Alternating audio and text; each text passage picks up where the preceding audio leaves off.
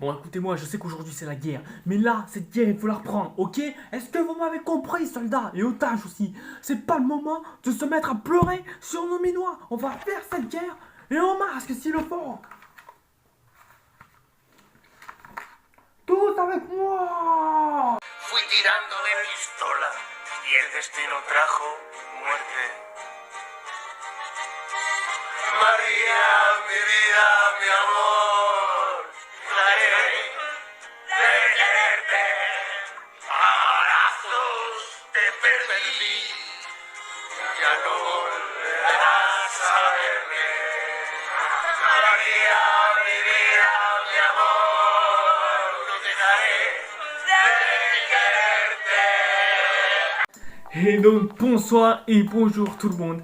Oui, effectivement, c'est moi, Los Angeles. Je sais que ça fait depuis un petit moment qu'on ne s'était pas vu, hein. Ça fait depuis avril 2020, ouais, du coup ça fait un an et demi quoi, on va dire. En cette belle matinée des 19h50, hein, visiblement, mais bon, c'est pas grave, c'est l'intention qui compte. Il est temps d'enfin s'y consacrer. La Casa de la Papel, saison 5. Putain, on a tenu longtemps quand même. Et oui, je ferai hélas pas de vidéo qui parlera de tel épisode ou cet épisode-ci ou cet épisode-là, machin, tout ça, etc., etc. Mais bon, néanmoins, bah, je ferai au moins un épisode sur au moins 4 épisodes entiers de la série. Donc, bah, du coup, bah oui, vous l'avez compris, la seconde partie de la saison 5 n'apparaîtra que bah, le 3 décembre 2021. Donc ouais, ce qui nous laisse pratiquement plus de 4 mois pour se remettre de la fameuse fin, dont je vais hélas pas spoiler évidemment, hein, pour ceux qui n'ont pas encore terminé la Casa de Papel et qui sont à jour. Pour qu'on retient plusieurs choses de la Casa de Papel, des personnages ultra détestables, le fait qu'il y a des épisodes wahel, mais que quand ça s'arrête, on a envie justement que ça continue tellement il y a peu d'épisodes pour pouvoir nous raconter une histoire. Ce sont aussi des personnages vachement cool, intrigants et vachement intéressants, des personnages apparus nulle part et qui deviennent détestables à leur tour eux aussi, ou qui même sont totalement adorables, ou qui encore mieux ne servent strictement à rien. Ou souvent ça peut aussi être la mort de personnages très attachants. Ouais, je m'en suis pas remis visiblement de la mort de Nairobi et il semblerait que la saison 5 vient d'en rajouter une énorme couche quoi. Et cette couche, elle est aussi grande que les couches Pampers, hein, donc. Une Pampers, une nuit bien au sec.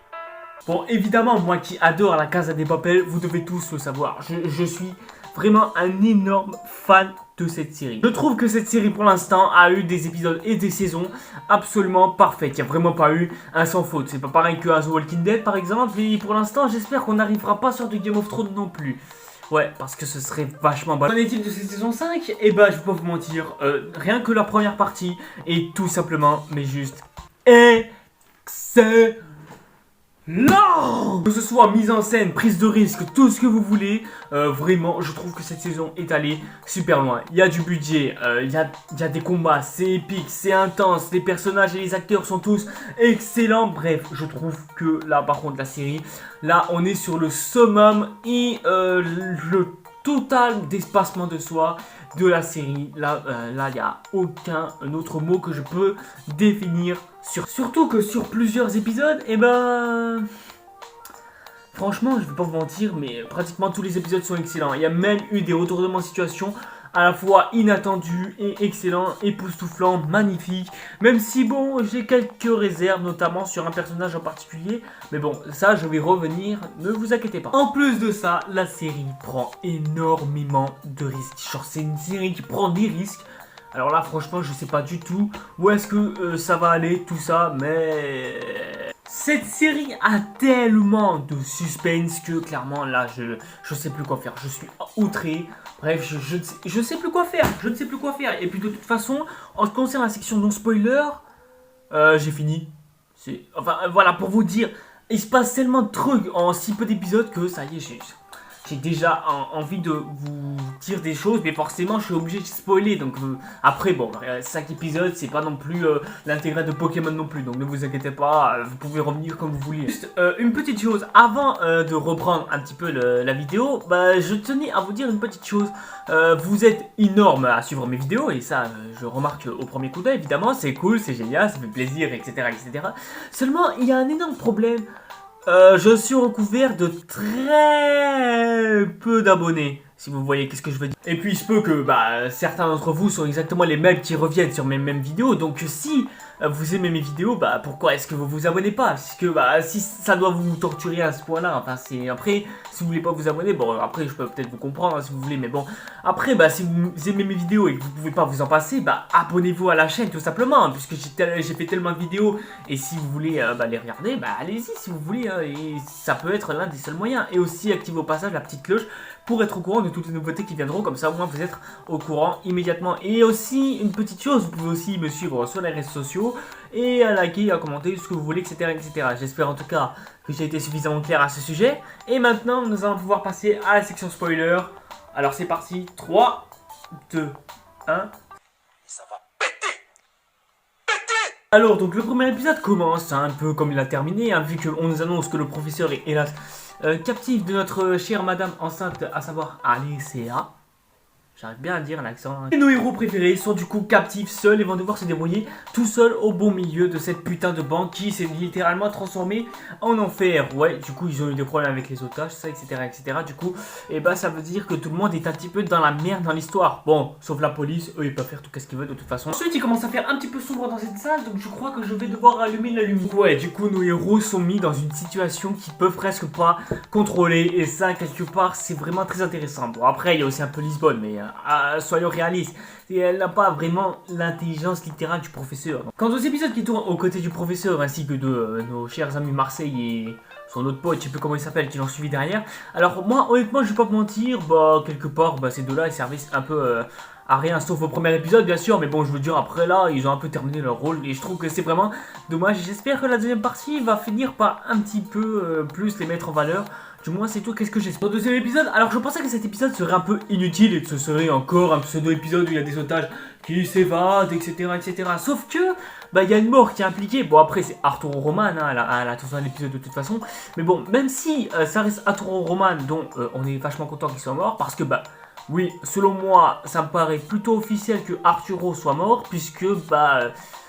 on a notre cher Stolcom qui a des illusions littéralement de lui et en général bah, ça veut dire qu'il est mort. Donc bah, pour moi ça veut tout dire, Arturo est décédé. Eh ouais mon pote, t'as voulu faire le con avec tout le monde et regarde où est-ce que tu en es. Cependant je trouve que elle a vachement plus d'utilité qu'on ne le croit, puisque dans l'épisode, enfin dans le dernier épisode sorti pour l'instant, elle a quand même aidé nos amis, notamment Denver ainsi que sa copine dont j'ai oublié le nom, qui d'ailleurs au passage je la trouve très décevante puisque bah, dans cette saison là elle est inutile. Dans la 4ème saison elle était vachement badass, hein. Elle a quand même réussi à mettre Arturo Roman sous les verrous après sa fameuse tentative de viol, souvenez-vous. Et ben là par contre dans cette série elle est juste inutile et elle est super victime des événements qui sont en train de se passer, surtout après avoir déclaré sa flamme à Denver. Donc du coup bah pour moi elle est décevante dans cette saison et je trouve ça vachement dommage. Car oui, à un moment Stockholm était un peu fatigué après avoir soigné la blessure d'Helsinki après s'être fait écraser par une statue. N'empêche quand même ça doit faire mal hein, une statue. Et comme elle avait des syndromes de la fameuse mort de notre cher Arturito, bah forcément, et bah du coup elle a littéralement décidé d'aller s'évanouir quelque part et juste pile à quelques étages près où se trouve Denver, Tokyo, pris par les squats qui avaient décidé d'invader la banque, etc. etc. Et bah du coup, bah quelque part, moi je trouve que bah, si il n'y aurait pas eu la mort d'Arturo et que bah, Arturo n'aurait pas décidé de faire le con, et bah quelque part Tokyo ne serait pas la seule à y être passée. De toute façon on reviendra sur cette scène un peu. Après du côté du professeur, c'est vrai qu'on n'en a pas énormément parlé, mais c'est vrai que il y a vraiment eu des moments qui sont vraiment été mais vraiment imprévisibles. Alors là je trouve que niveau imprévisibilité c'est une masterclass. Là clairement on a fait une putain de masterclass. Non mais sérieusement, qui s'attendait à ce que Alicia puisse capturer le professeur et s'est dit ça, et youpi j'ai le professeur et tout, nanana, on va pouvoir danser la fiesta. Sauf que bah, d'un seul coup bah, elle a décidé d'accoucher au plus mauvais moment. Mais bon, les pauvres femmes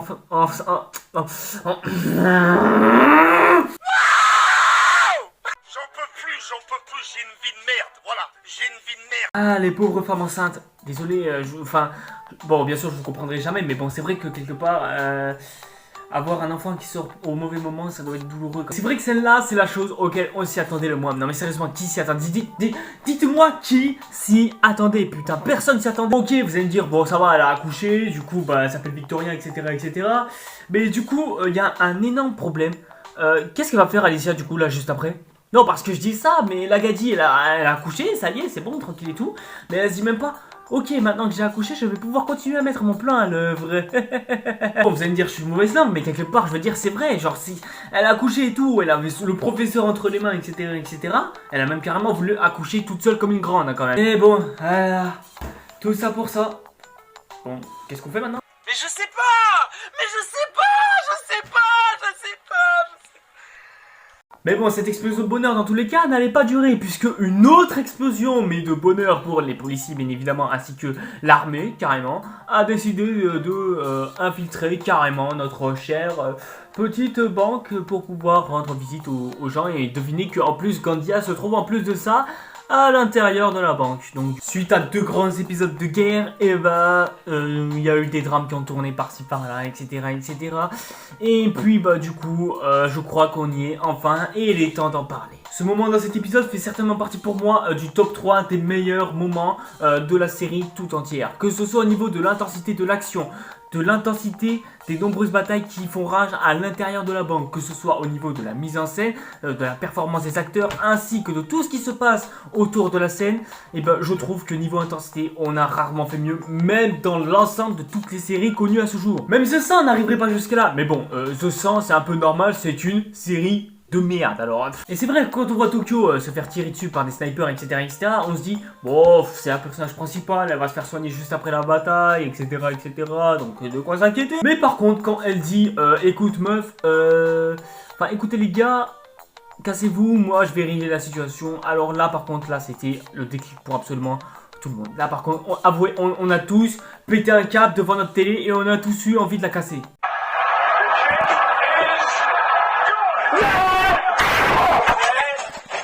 En plus de ça, on a les fameux flashbacks de sa vie avec son mec d'avant, hein, souvenez-vous, son mec qui avait été soi-disant tué avant le début de la série, hein, et on a enfin les détails de la circonstance de sa mort, etc., et ce qu'ils faisaient ensemble.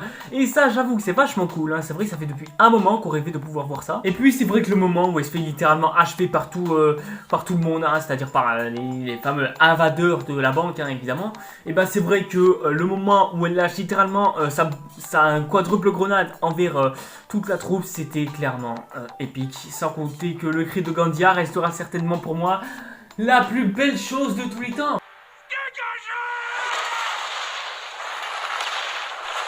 Bon après je détestais pas trop Gandia, je trouvais que c'était un bon personnage, surtout notamment lors du moment où le Gajo a littéralement décidé d'enfoncer littéralement cette espèce de porte de cuisine, hein, on peut dire ça. Ouais, le Gajo a pété un câble juste parce qu'on a parlé de sa famille et qu'il n'avait pas décidé de revenir auprès de sa famille et a préféré revenir aux côtés des braqueurs. Donc ouais, du coup ouais, quelque part chez Gandia, on peut dire que c'est un personnage détestable certes, mais que c'est quand même un cœur sensible. Et oui, pauvre Gandia, quelle erreur d'avoir eu envie de vouloir se faire les braqueurs à toi tout seul. T'en as payé le prix fort mon pote. Bon après, juste une petite parenthèse, à quoi ça servait de mettre des flashbacks de Berlin? Non, parce que, oui, bon, je sais qu'on adore tous le personnage de Berlin, etc., et qu'on lui a carrément mis des extraits juste pour rajouter quelques minutes à l'épisode. Mais bon, je veux dire, quelque part, on s'en bat les couilles, en fait. Enfin, ce qu'a fait Berlin dans sa vie, etc., j'ai envie de dire, on s'en bat les couilles. Parce que je dis ça, il y a son histoire de braquage et tout, tranquille, ça a l'air sympa, c'est génial, etc., Mais on s'en bat les couilles, même qu'il ait un fils, j'ai envie de dire, là aussi on s'en bat les couilles, à moins que son fils devienne important dans la seconde partie. Oui, peut-être. Ah non. Tu veux voir là? Bon, je crois qu'un 5 étoiles s'impose pour notre chère Casa de Papel saison 5. Après, est-ce que la série risque d'être aussi parfaite que ça par la suite ? Alors ça, seul l'avenir nous le dira mon pote, hein, parce que pour l'instant on n'en est pas encore sûr. Cependant, quand on regarde toute la série, on se rend compte d'une chose, la série a été une réussite, et ce jusqu'au bout, et elle a tenu littéralement pendant plus de... ça a commencé quand déjà? En fin 2018? Enfin début 2018? Concentre-toi.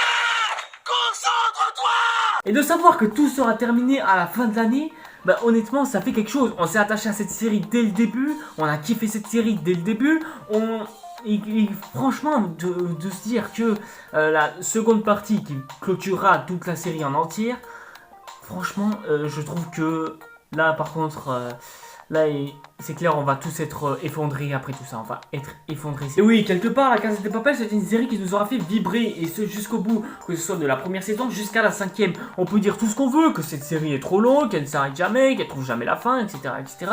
On peut pas quand même dire que le reste était pas parfait. Que ce soit en termes des personnages, détestables et aimables confondus, que ce soit au niveau de la mise en scène, carrément des décors de la série, carrément, eh ben, on peut pas dire que, en ce qui concerne le reste, presque tout est parfait. En plus, cette série a une obsession du réalisme, et le réalisme est franchement... Et putain, on était tous en train de se plaindre, à se dire, putain, mais elle sort quand la prochaine saison? Ça fait plus des semaines qu'on attend. Non, ça fait plus des mois, vous aviez prévu en janvier. Putain, vous avez prévu en avril. Mais quand on regarde tout le travail qui a été fait juste pour ce genre de moment, bah là, clairement, on se rend compte vraiment du travail qu'il y a eu. Et tout ce qu'on espère, c'est que la prochaine saison soit comme... Bah les gens, c'est tout pour cette vidéo. J'espère en tout cas qu'elle vous aura plu jusqu'au bout. Si c'est le cas, comme d'habitude, likez, commentez, etc., etc. Enfin... faites comme vous voulez quoi. Et nous en attendant, et ben j'espère que l'on se retrouvera pour une prochaine vidéo qui d'ailleurs au passage sera sur une autre série Netflix. Et oui, parce qu'il est temps que j'en finisse avec Transformers voire Force Cybertron, hein, parce que ça fait depuis un moment qu'elle attend. Enfin bref, du coup on se retrouve pour une prochaine vidéo. C'était Restatir.